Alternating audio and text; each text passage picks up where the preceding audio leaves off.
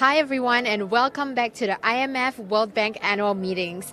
I'm Sinan Lee and I'm your host for today, and we're coming to you live from Bali, Indonesia. It was a very exciting day yesterday. We are on day 2 today and we've got a big panel coming up for you. Yesterday we were at 2 panels. The first was on social protection and the future of work, and now today and as well as on trade, how trade can promote growth. Everyone is filling up in this room now because they are waiting for the arrival of Indonesian President Joko Widodo, who will be giving the opening address. But after that, we'll have a panel moderated by CNBC's Geoff Cutmore on fintech. I'm sure that's an area which many of you are very interested in, and it does include some very exciting emerging technologies like artificial intelligence, blockchain, robot advisors, and we have been seeing huge innovations in payments, like investments and in financing. So I will be going through some key discussion points, introducing the stellar panel, and then we'll go straight to the address. The Indonesian president will be arriving in about 5 minutes. But let's go through the key discussion points of the Bali Fintech agenda, which is what's coming up later. So the first discussion point will probably be about what are some of the most exciting opportunities for fintech to transform the economic and financial landscape, as well as to strengthen financial inclusion. On the flip side, we're also looking at the risks of fintech. Does it pose any issues for consumer protections and financial stabilities? There's been a lot of questions about it, especially in relation to cryptocurrencies as well as even digital payments.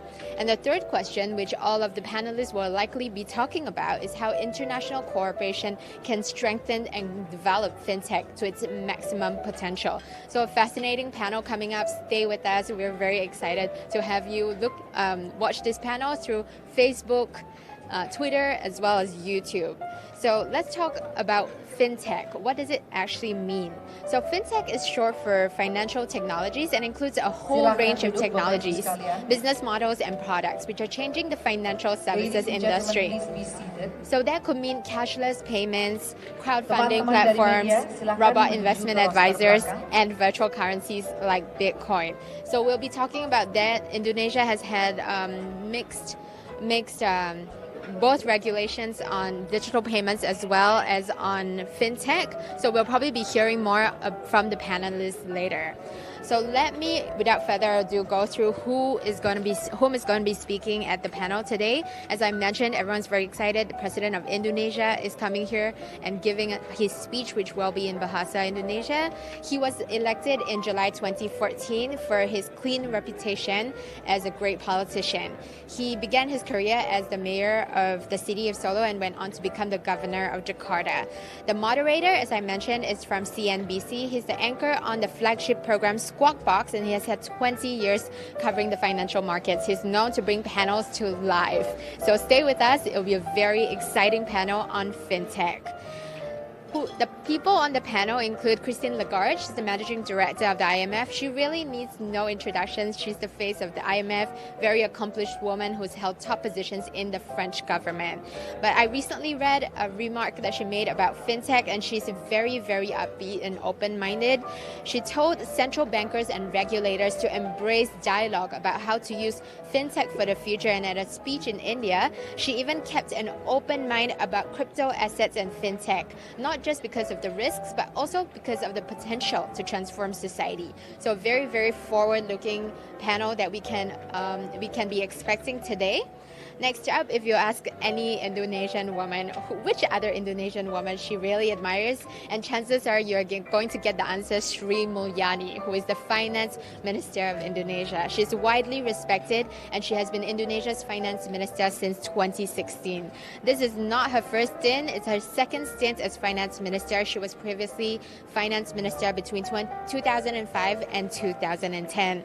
After that, she went to the World Bank, and she was managing director and chief operating officer before she rejoined the Indonesian cabinet. So Indonesia has reportedly banned cryptocurrency, but President Joko Widodo has grand plans for Indonesia to become one of Southeast Asia's largest digital economies, by 2020. So we'll probably be hearing from Sri Mulyani about what she thinks Indonesia can do in fintech, and I'm sure a lot of business people, policymakers will be looking forward to what she has to say. Next up on the panel, we have Mark Carney, no stranger to those in the European Union. He is governor of the Bank of England, and he's the first foreigner to run the institution, which is more than 300 years old. He was formerly the Bank of Canada governor. So he is also chairman of the G20's Financial Stability Board and was due to end his 6-year term last November. But he's recently announced that he will be holding on to his current post until 2020 to support the exit of Britain from the European Union. So another central banker who is dealing with a very tough situation. I'm sure we'll be hearing a very interesting perspective from him about how Britain will be involved in the fintech revolution. Next up, we have Lasetya Kanyaho, who is governor of the South African Reserve Bank. He has been the governor of the bank since 2014, and he's also the chairperson of the International Monetary and Financial Committee. He is the first committee chair from sub-Saharan Africa to hold the position, and he is a strong champion of fintech. In a recent interview, he's talked about how fintech brings a lot of opportunities, and one area that he mentioned that I found really interesting was about corruption. So fintech could become a very strong weapon against fighting against corruption, money laundering, and so on. I'm sure Lasetya will have a lot to say about this subject. And last but not least, we have the president of the World Bank, who has been president since 2012. The president will be here any moment now, so enjoy the panel, stay with us, and after the panel, we'll be bringing you some key takeaways and highlights, as well as more interesting discussion to follow. Stay with us.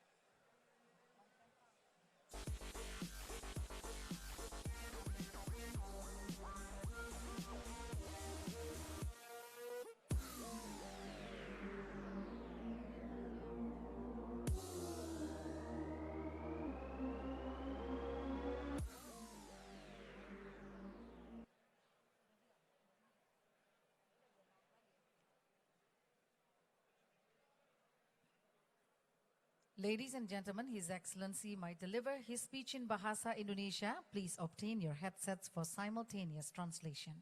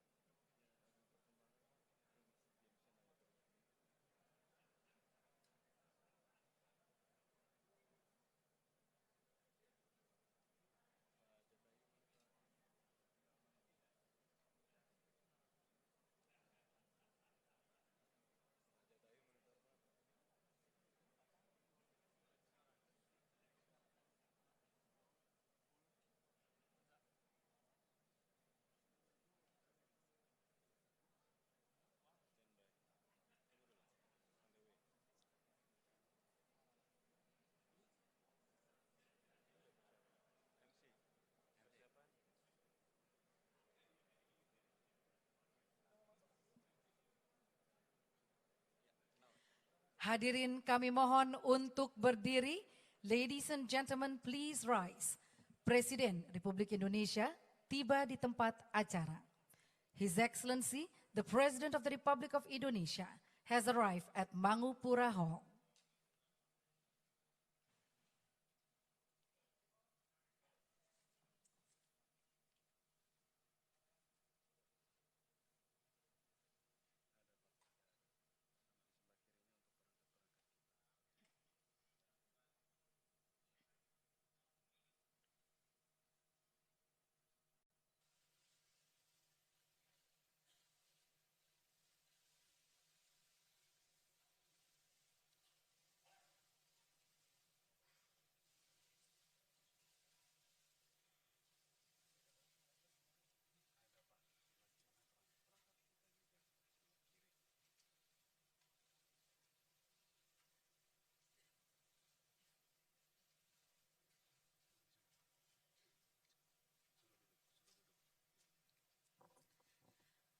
Hadirin disilakan duduk kembali.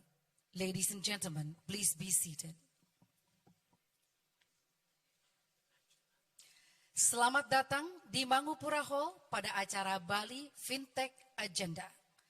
Welcome to the Mangupura Hall, to the Bali Fintech Agenda. This is a joint event between IMF, the World Bank Group, and the Government of Indonesia. Mengawali acara, kata pengantar Gubernur Bank Indonesia. May I kindly invite the Governor of Bank Indonesia, His Excellency Mr. Periwarjio, to introduce His Excellency, the President of the Republic of Indonesia.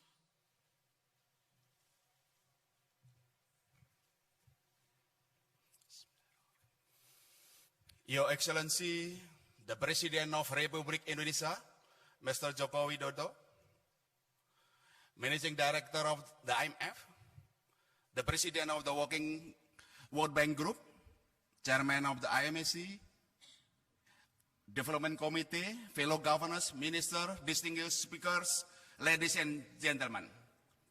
A very good afternoon to all of you. It is an honor for me to welcome you to this joint IMF World Bank Presidential Seminar on the Bali Fintech Agenda.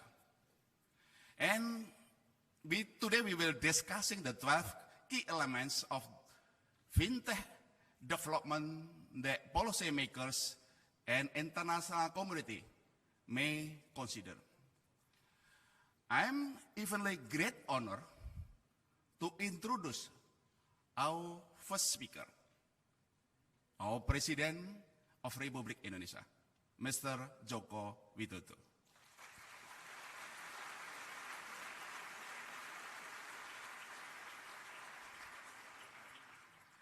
His commitment to the reform is unquestionable, lifting the ease of doing business, revamping the investment climate, accelerating development in infrastructure with the scale and the speed that never seen before in these countries. He is a very humble person, close to the heart of the people through belusuan, man of action, kerja, kerja, kerja. But his vision on the digital economy and finance is far-reaching. How can Indonesia and the whole world can embrace digital economy and finance to develop the economy, to strengthen financial inclusion, to lift up SME development for the benefit of welfare of the people. So, without further ado, we kindly invite the President Republic of Indonesia, Mr. Joko Widodo, to deliver his opening remark. Your Excellency, Mr. President, please.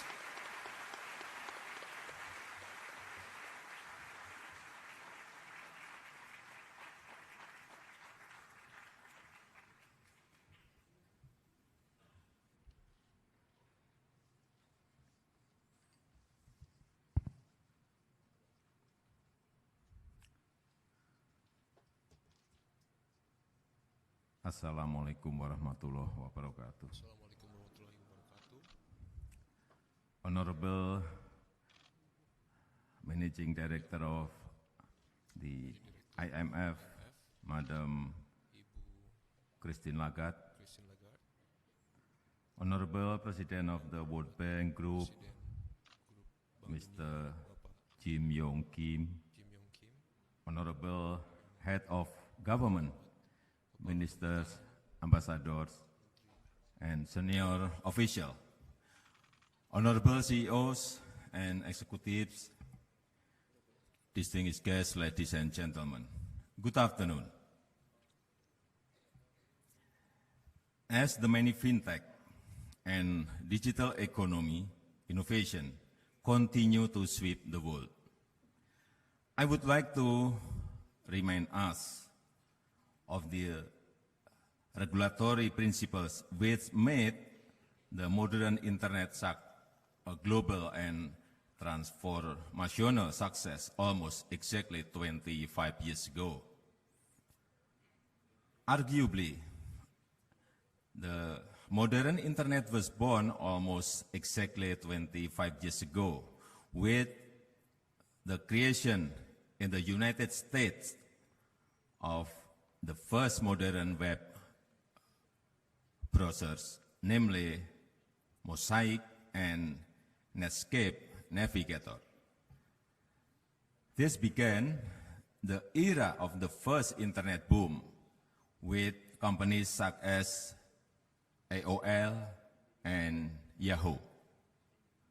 What made this first internet boom possible was a visionary policy decision by the administration of President Bill Clinton to create regulatory environment which came to be known by two principles: light touch and safe harbor. This very relaxed and welcoming regulatory environment first prevented excessive government interference too early in the process of innovation. Second, gave innovators the confidence to experiment without having to fear civil or criminal liability if their experiment failed. As a result, innovation flourished, creating not only great wealth and many economic benefits, but also laying the foundations for the modern internet of today. Today, we are again in the midst of another great flowering of internet-based innovation.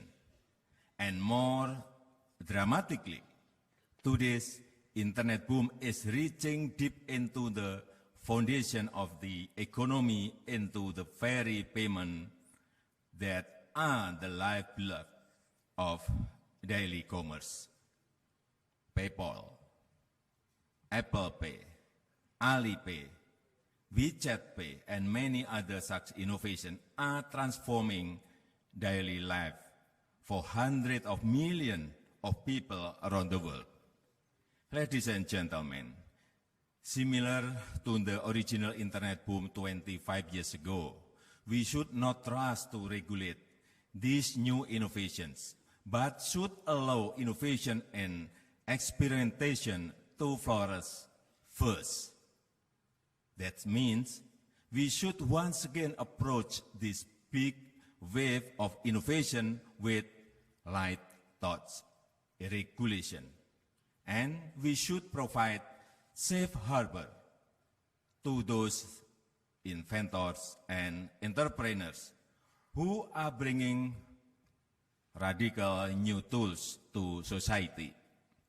Innovation comes from experimentation, and many or even most experiments fail. That is the nature of experiment. To punish failure is to discourage experiments and without experiment, there simply cannot be innovation.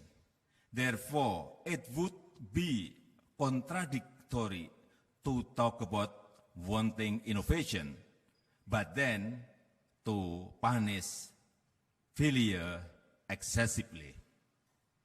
Ladies and gentlemen, while many of old principles still apply clearly, today's internet penetration is vastly greater than it was 25 years ago. During the last 25 years, internet bandwidth has become hundreds of times larger and faster, enabling richer applications and faster spread across larger populations. Today, things go viral. What does this mean? It means that excessively restrictive and protectionist regulation within any of our national borders will probably only serve to push our consumers toward the unregulated areas of the internet. In many cases, we will end up pushing our citizens offshore, where they are even farther away from our regulatory reach. What we as national regulators would achieve if we regulate too restrictively, or if we try to move toward a closed system inside our national borders, is merely to drive economic activity farther away into cyberspace, where not only we cannot regulate it, most likely we will not even know it is happening until it is too late.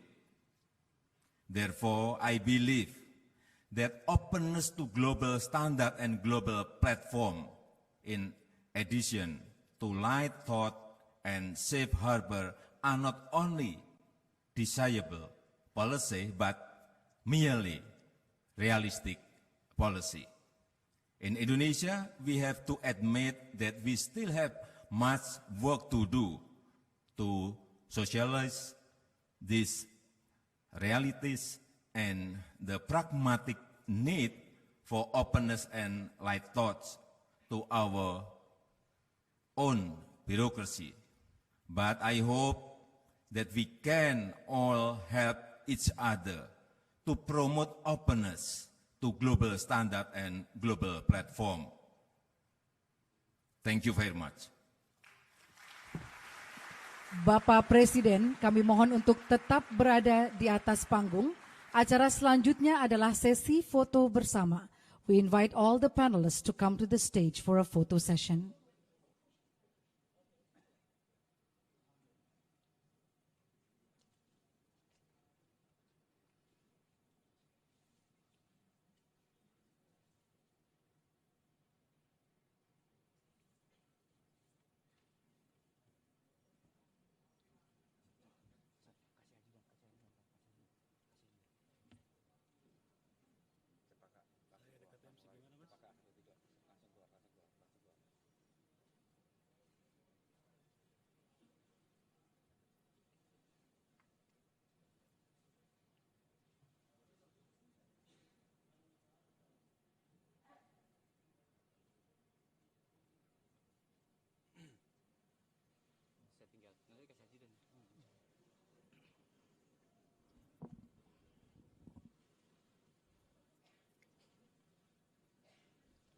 Please kindly smile.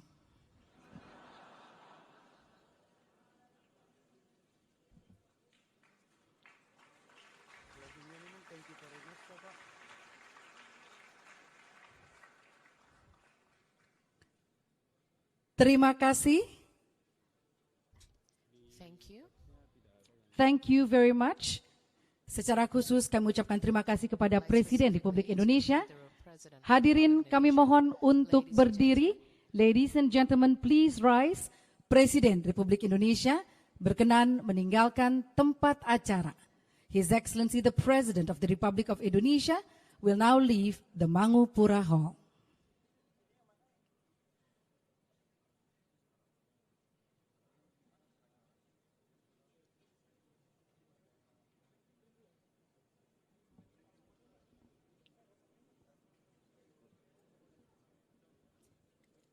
Ladies and gentlemen, please be seated. Hadirin disilakan duduk kembali, acara kita lanjutkan kembali.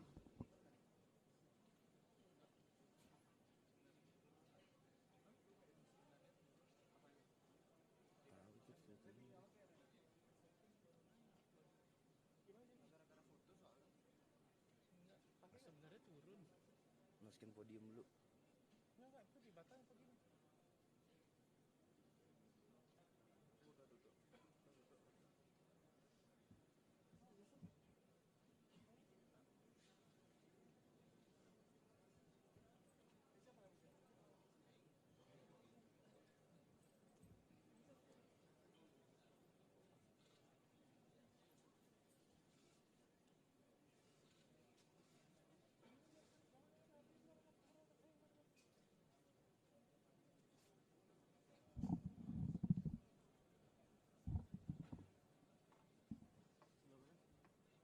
Katanya ada meja satu gitu. Jadi masuk. Masuk.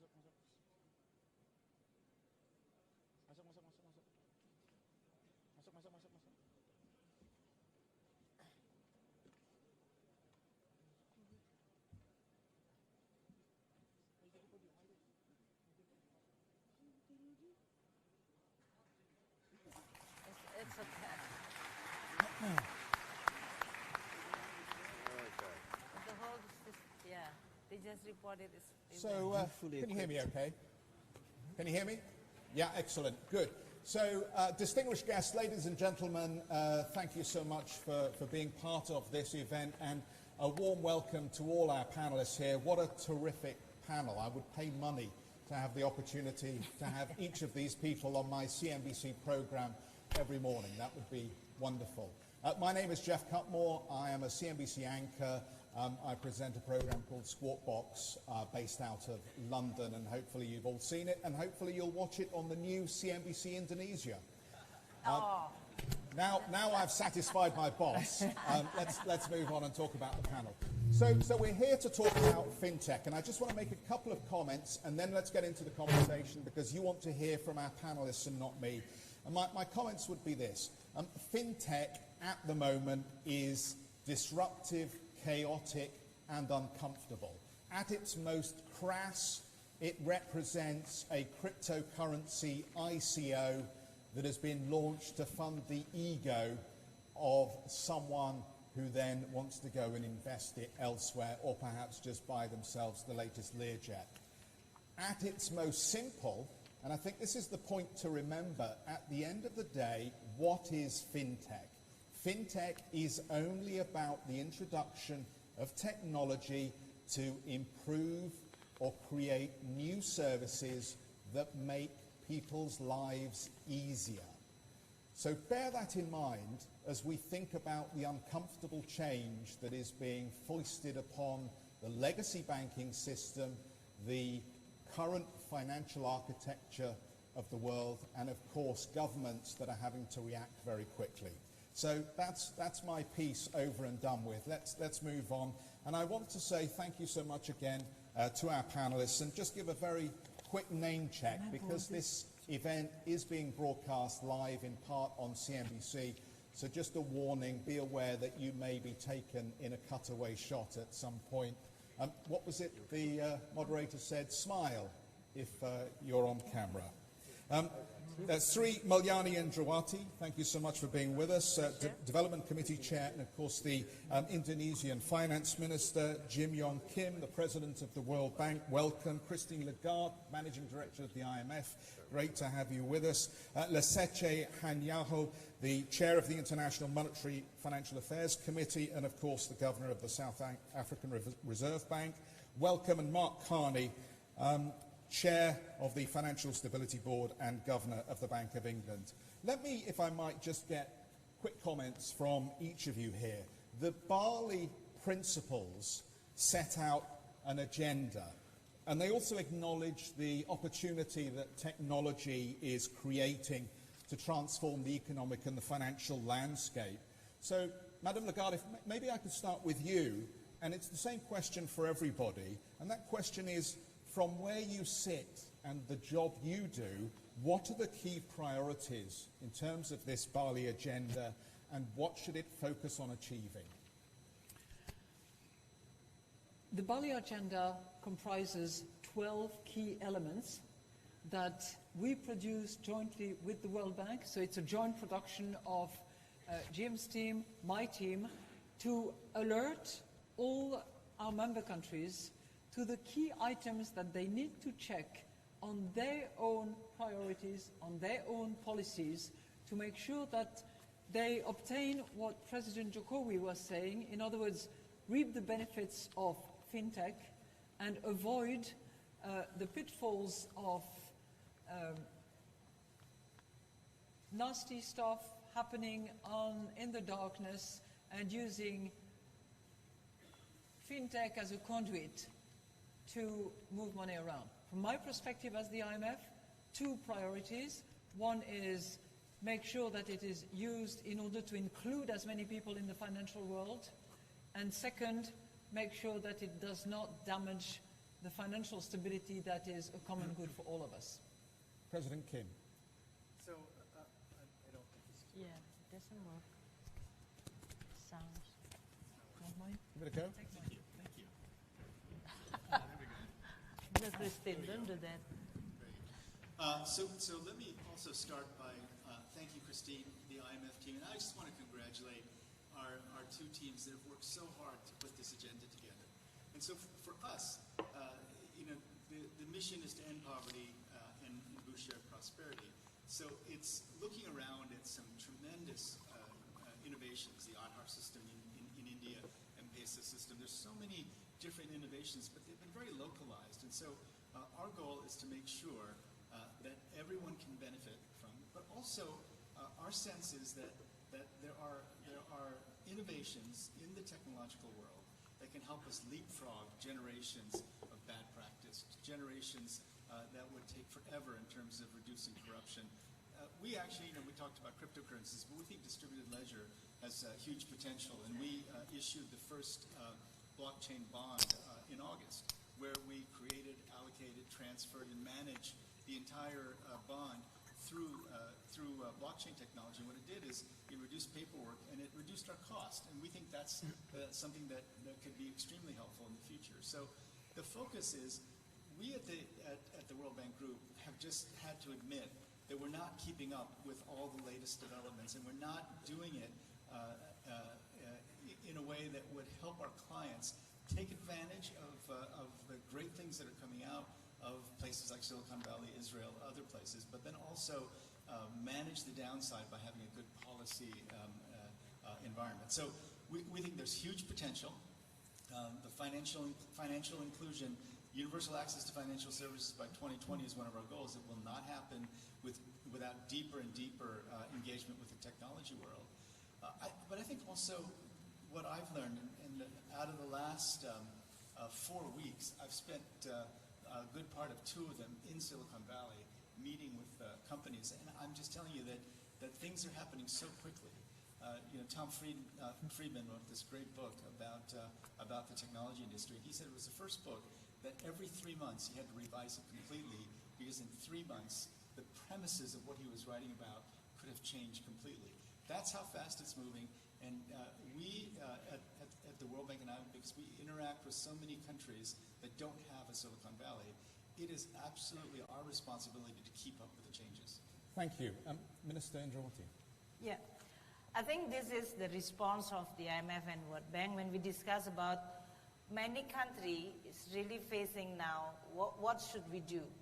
President Jokowi mentioned about 2 very important principles, light touch and safe harbor. But how we are going to be able to embrace, enable, reinforce, and fostering this new technology, especially on the financial sector, while at the same time, we are going to make sure that this change is not going to create a severely disruptive that is damaging the social as well as the economic stability. It's always this kind of constant tension. So for us, IMF and World Bank coming with this Bali principle is going to help many countries to have at least an idea about what is the policy framework that we as a country will be able to prepare and be more optimistic, seeing a technological change not as a threat but as an opportunity to move forward. But we also make sure that this light touch that the President Jokowi mentioned is going to make sure also safeguarding or protecting the consumer, and at the same time is not going to jeopardize the stability. This is really a very important time for many countries in the world. Indonesia at this moment, we are receiving potential investors coming to Indonesia, whether they are in the form of Google, Amazon, or any other Alibaba, and the blur between the financial institution and system with the payment system, with the technology which is service-based, is becoming very, very unclear. So this is going to create quite a lot. Is this still in the real sector activity, or this has become a financial sector, and what kind of regulation that we really need to provide? Not to mention what kind of taxation and data protection that we have to actually formulate in order for us to be able to, on the one hand, creating a light touch, just like President Jokowi mentioned, but on the other hand, we are going to be able to make sure that this is going to be good and have a positive impact to the economy. And this is going to be one of what like to see institutions like IMF World Bank, other institutions, other players, collaborate with private sector to be able to actually guide in this very fast-moving environment. Thank you. Governor Hanyaho.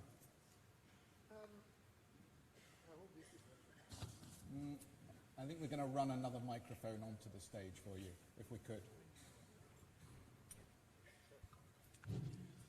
I think that three quick points. If indeed what fintech is doing is to deliver financial services in a smart way, we need smart regulators. And so what we are going to be faced with is that we need to be having regulators who are fintech savvy. Naturally, when this thing began to emerge, and you speak to supervisors and you say, there is this thing happening, the natural instinct is, how do we regulate this thing? But let's turn this thing around and say, if as regulators we think that we protect users of financial services, and we would like users of financial services to have cost-effective services, then the narrative changes. And what I liked from the principles was that it was beginning to say that the objective of regulation is not just about stability of the system, but it's also about accessibility of financial services to the majority of our people. So you bring then the issue of financial inclusion here, and I'll just round off this thing and split it into two.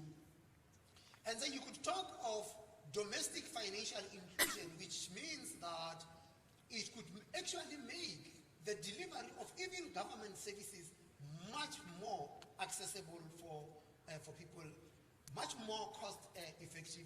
And in a way, to deliver some of these things, some of the technologies, you do not necessarily need a smartphone.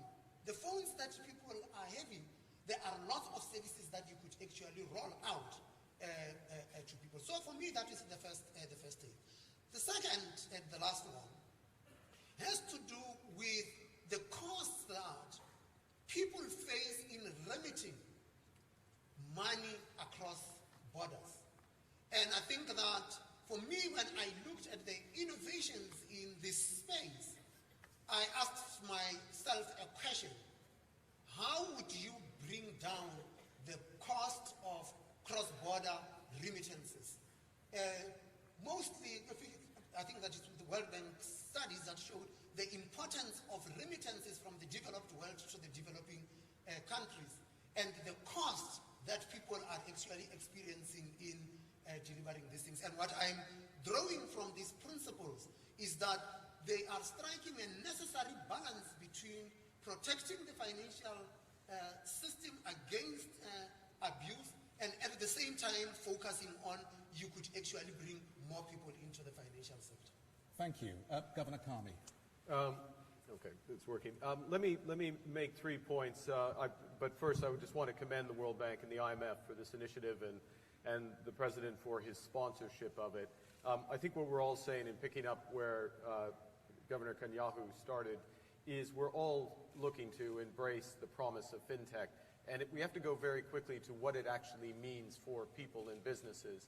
So it's financial inclusion globally, it's financial inclusion in all our societies, it's access to more services, keener pricing, more competition, but it's also financial inclusion for micro, small, and medium-sized enterprises, the same quality of access to finance and service as large multinational corporations, something we don't have in any of our economies today.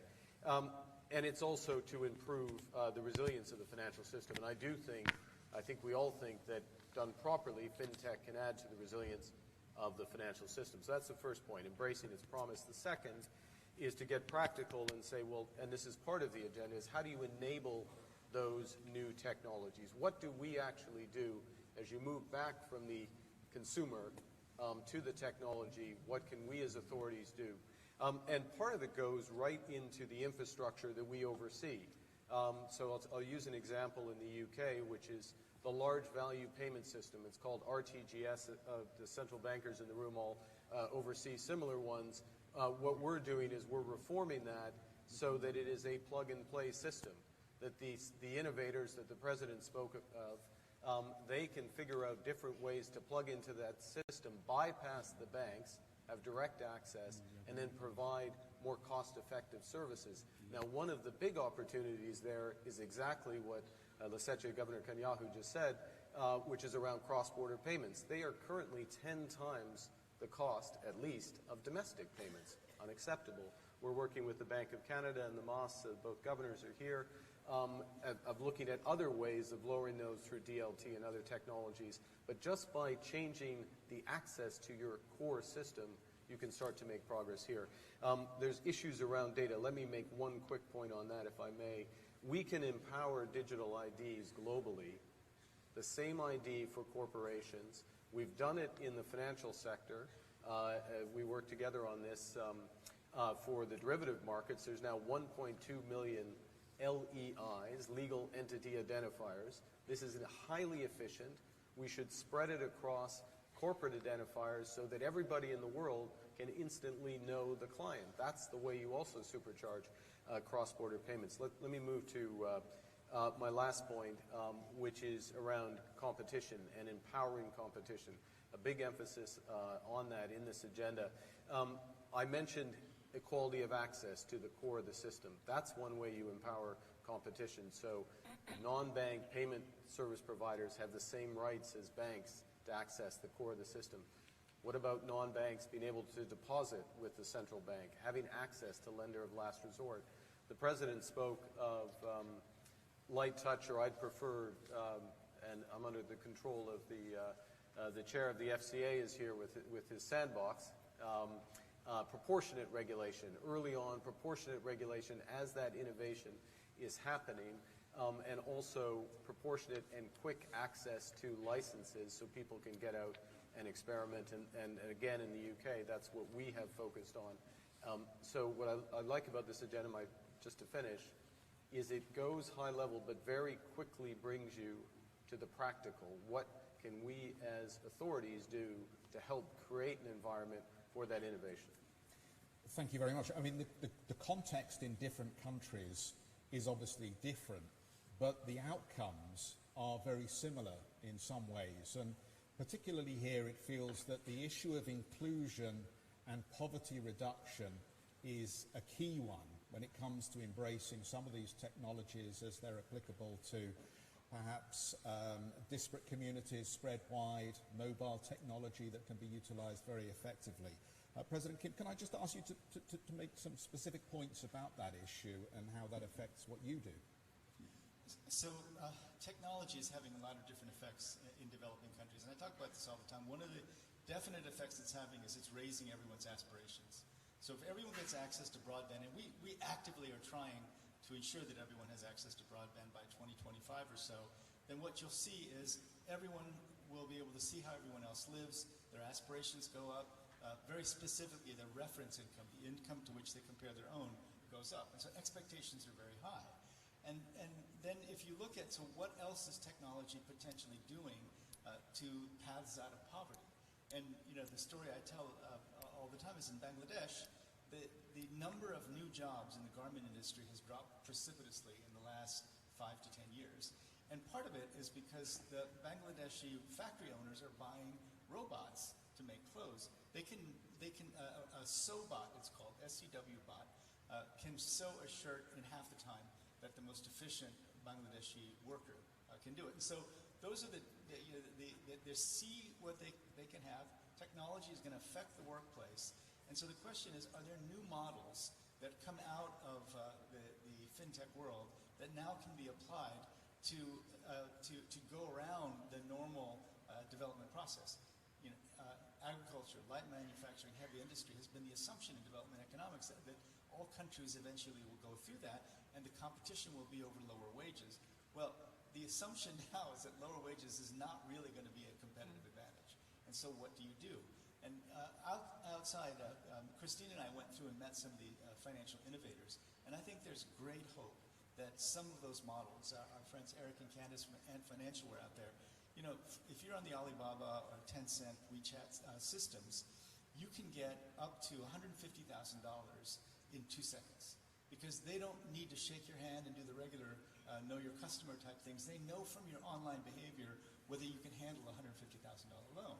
And so if you get immediate access to $150,000 and then they give you access to marketing, you can do your accounting online if you're part of the Alibaba network.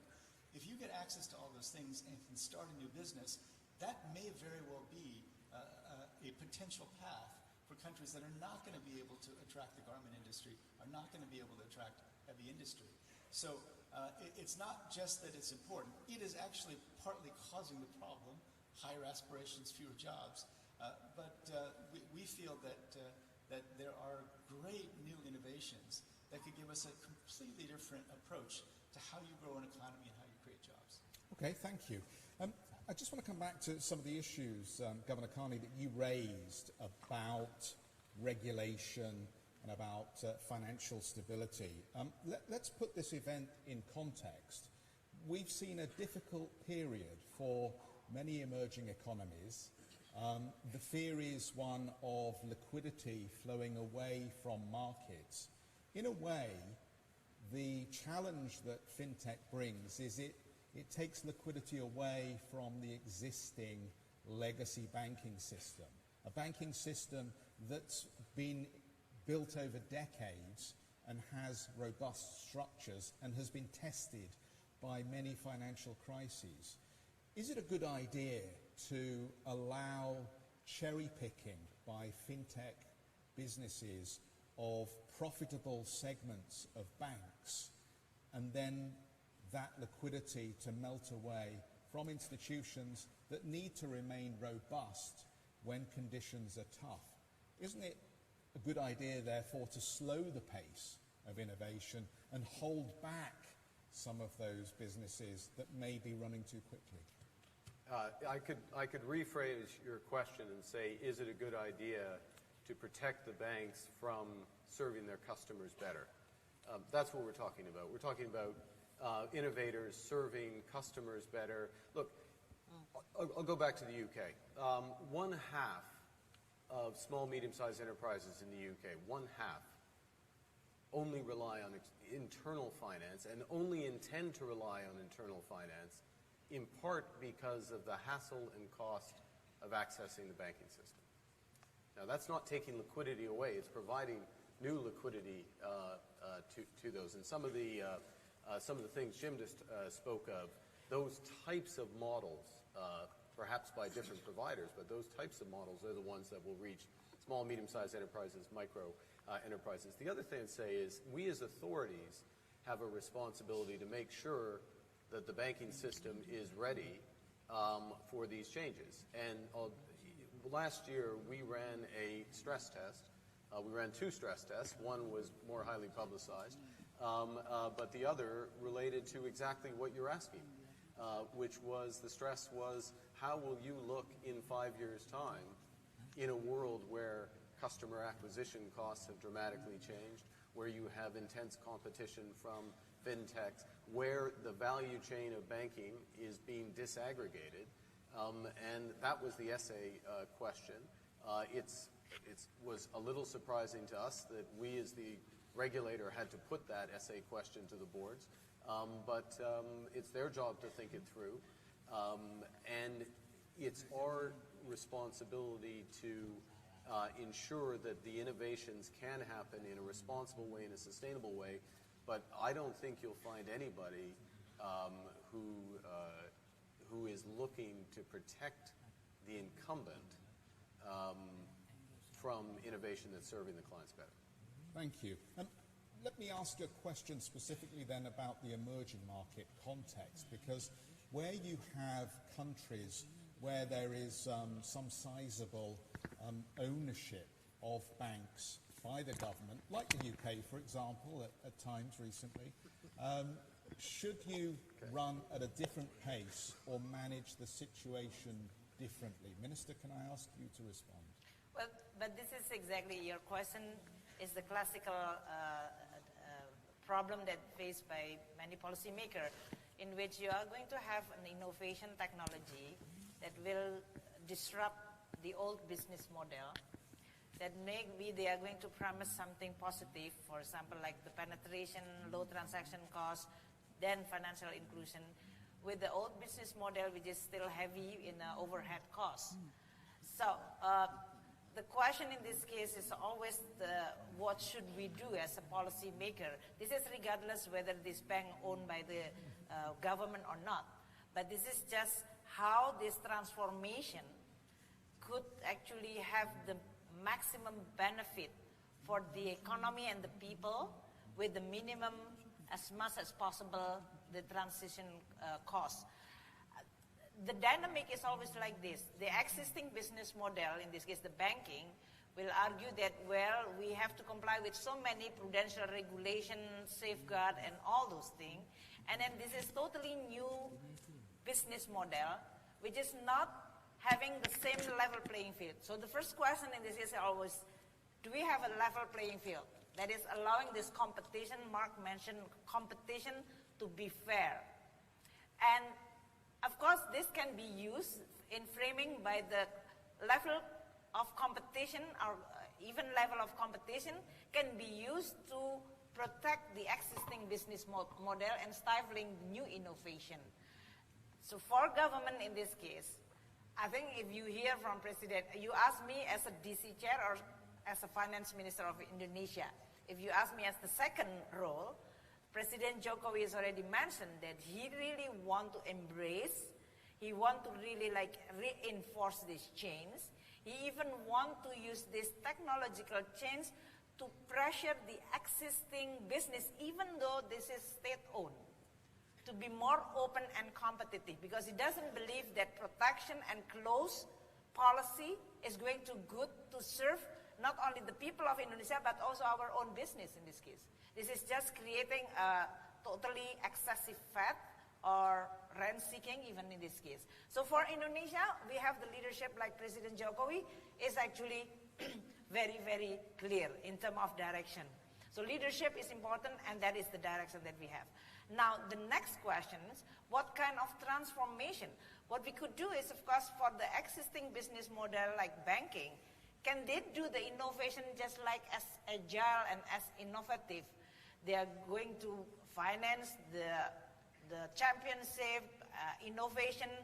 It could be that some of them will come up with a totally different idea, and that's good. But maybe not all of them is going to survive.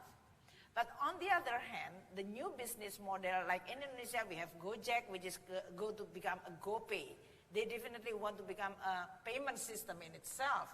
They are closed circle.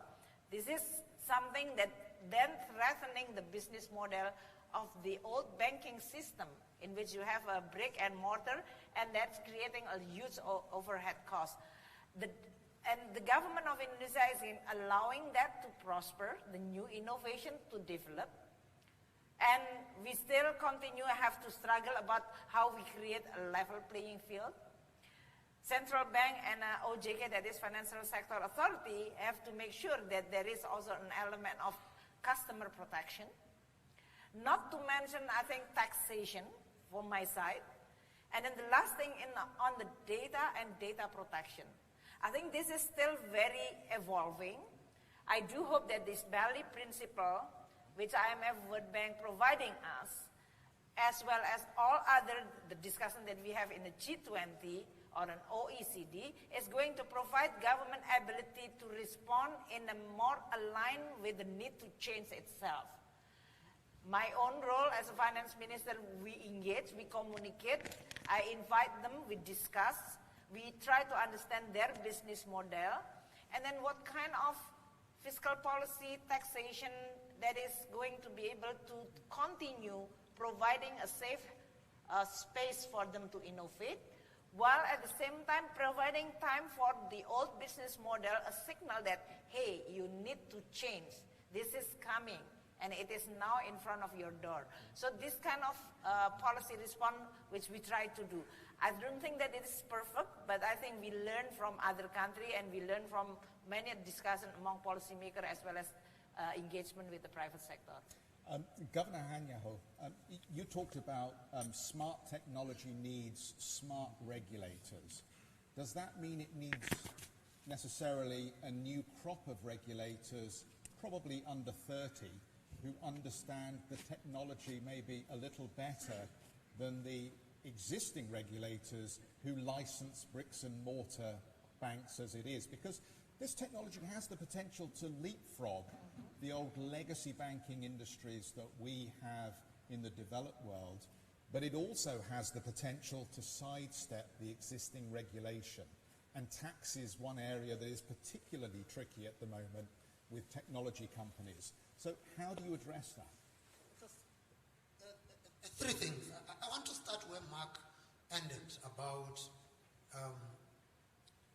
these new tech regulators might be draining liquidity from the existing system, and I agree with what he had said. But the fact that the companies are attracted into that space must be telling you that the profit margins are good, because then otherwise these companies wouldn't have been attracted there. So we might be having a competition issue here. So they must come in. Yes, we need smart regulators. I had found myself having to recruit into the regulatory space IT professionals. And traditionally, where do we recruit regulators? Amongst lawyers and accountants. And what you actually need to be having are people who understand data science, people who understand technology. Recently, we licensed 2 banks in South Africa. None of those banks are going to open a single branch in the country.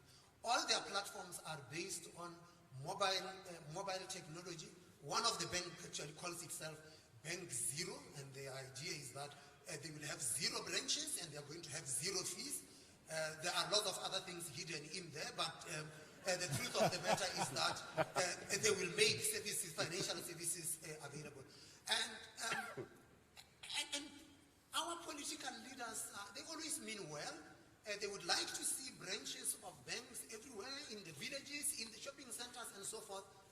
That is not the future of banking. So the banks that we have recently licensed, none of them are opening branches. They are all based on smart technology. That means that central banks in the regulatory space, you need to be bringing people who would be able to oversee the cyber resilience of the banking system. So it is a completely different space. Does it mean that the existing regulators are used investors, definitely not. There is still a big chunk of the banking system to regulate.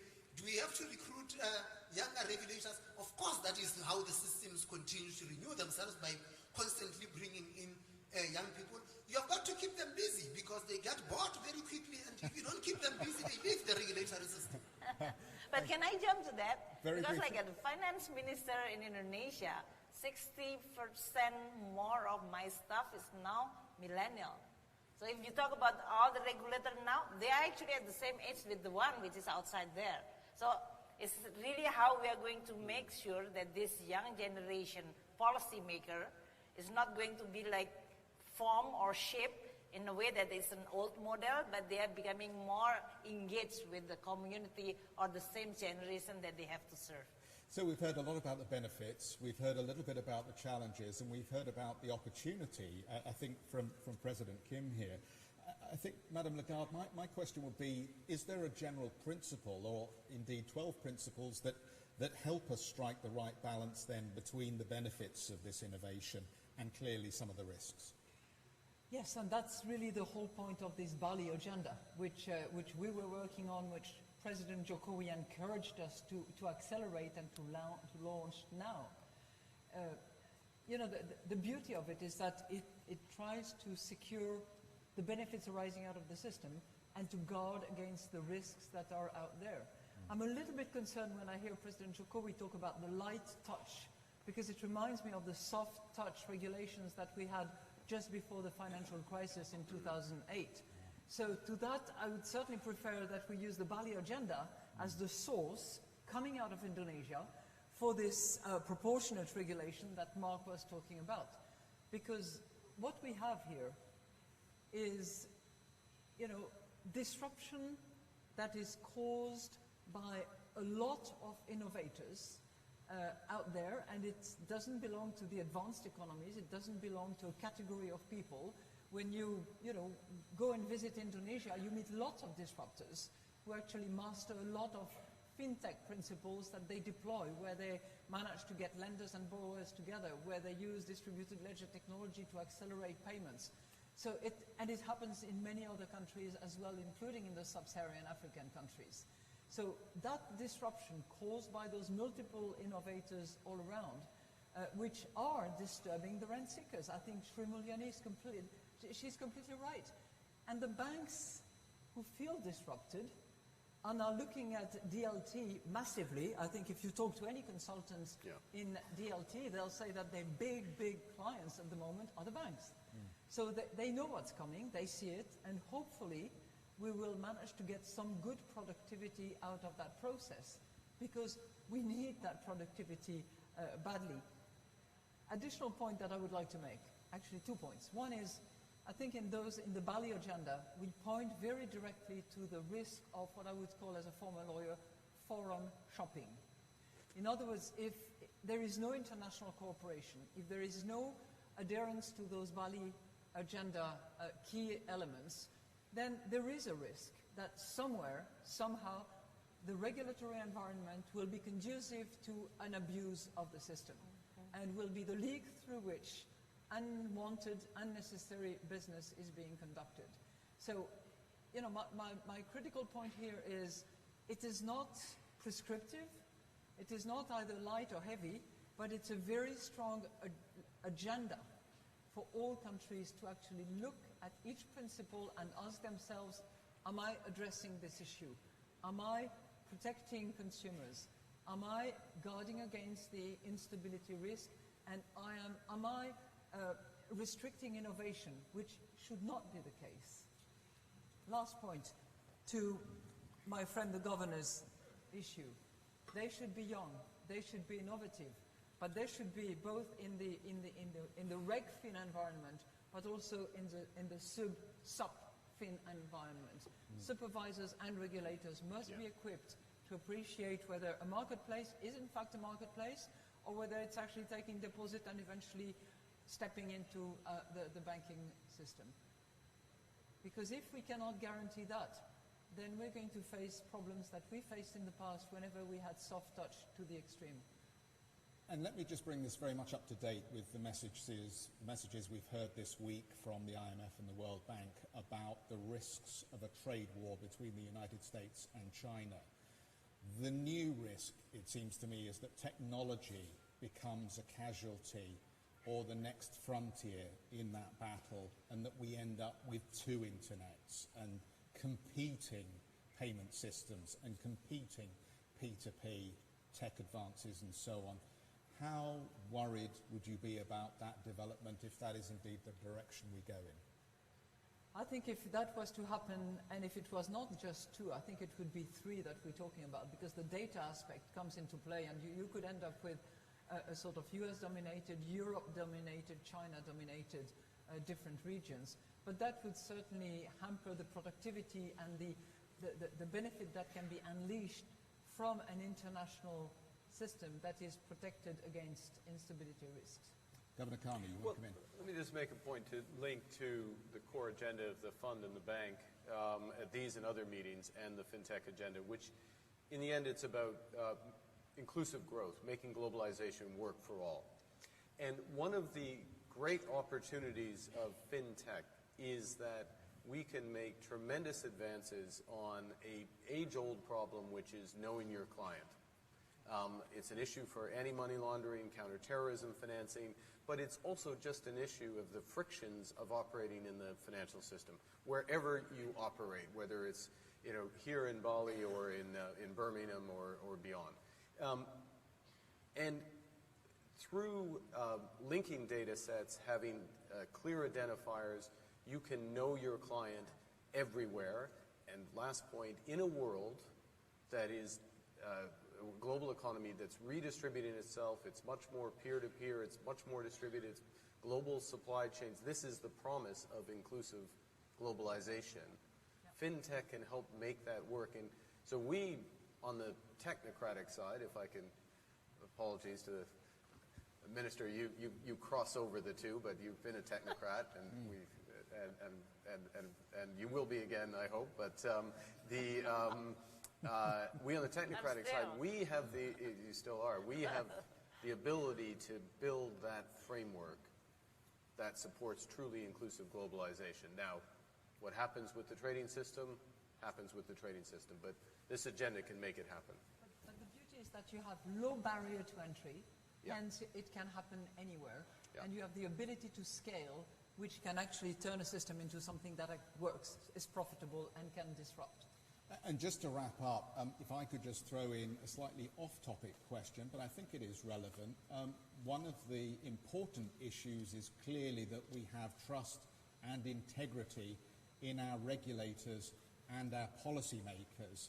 And is it helpful in that context, can I ask our two governors, that the word crazy has been thrown around in the last 24 hours? I guess Mr. Powell may be in the audience, but briefly, could I ask our two governors just to respond to that? Does it in any way demean the integrity of the institution of the central bank when that kind of comment comes from the leader of the state? I didn't see the comment, and I'm not sure if it had to do with FinTech. Well, it was President Trump, if you want to know, who said it twice about the Federal Reserve. I don't respond to what presidents say. But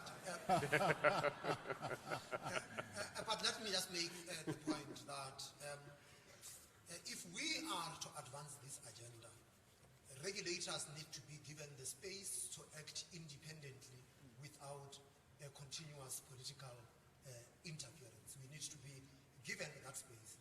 And if we are to promote innovation within the confines of our mandates, we need to be having that space. I think that central banking and the institution of central banking and the role central banks play is an area of contestation. It happens in the best of democracies. You will have contestation in society about institutions, and I think that we shouldn't take our eye off the ball, that institutions matter, and quality institutions matter even more. And if we are to advance this agenda successfully, we need to leave quality institutions to operate in the manner that they are designed to operate. You've brought us very much back on topic, I think, and it is relevant. Governor Carney. I think the sanest way to answer that question is to associate myself entirely with